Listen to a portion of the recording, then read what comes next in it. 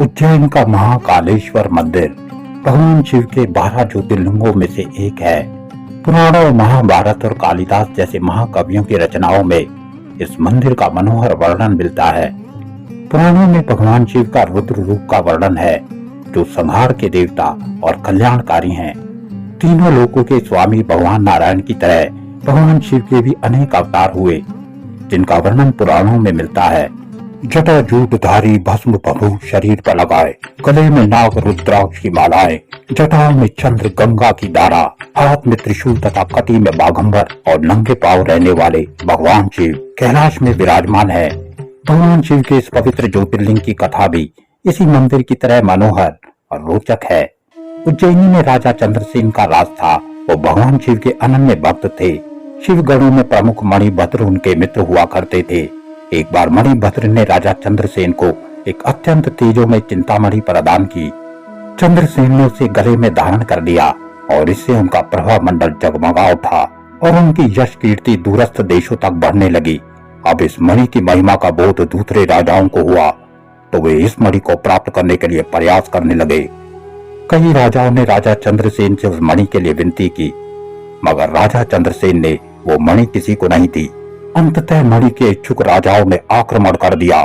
भगवान शिव के भक्त चंद्रसेन महाकाल की शरण में जाकर ध्यान मग्न हो गए। जिस समय चंद्रसेन समाधिस्थ थे, उसी समय कोई गोपी अपने छोटे बालक को साथ लेकर दर्शन के लिए आई। राजा चंद्रसेन को ध्यान मग्न देख बालक भी शिव पूजन के लिए प्रेरित हुआ। वो कहीं से एक पाषाण को लाया और अपने घर के एकांत में बैठ भक्ति भाव से शिवलिंग की पूजा करने लगा।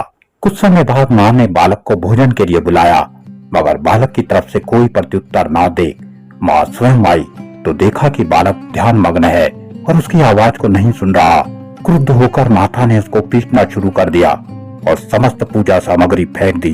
चेतना में आते ही बालक को पूजा के नष्ट होने से बड़ा ही आघात लगा। उस बालक के शोक संतप्त व्यथा से वहाँ चमत्कार हुआ और भगवान शिव की कृपा से वहाँ पर एक सुंदर मंदिर निर्मित हो गया।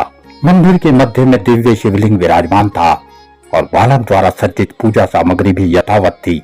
उसकी माता की तंद्रा भंग हुई तो वो भी आश्चर्यचकित हो गई। राजा चंद्रसेन को जैसे ही भगवान शिव की चमत्कारिक घटना का पता चला, वे तुरंत उस शिव भक्त बालक से मिलने पहुंचे। युद्ध पर उतारू शत्रु राजा भी उनके साथ उस बालक के पास आए। सभी ने चंद्रसेन से अपने अपराध की क्षमा मांगी और सब मिलकर वहां महाकाल की वंदना करने लगे।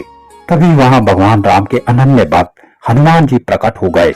उन्होंने उस बालक को गोदी में बैठाया और वहां उपस्थित राजाओं और जन समुदाय को संबोधित करते हुए बोले, इस बालक ने अन्यत्र शिव पूजा को देखने मात्र से ही बिना किसी विधि या मंत्र के शिव आराधना कर शिवत्व सर्वविद प्राप्त किया।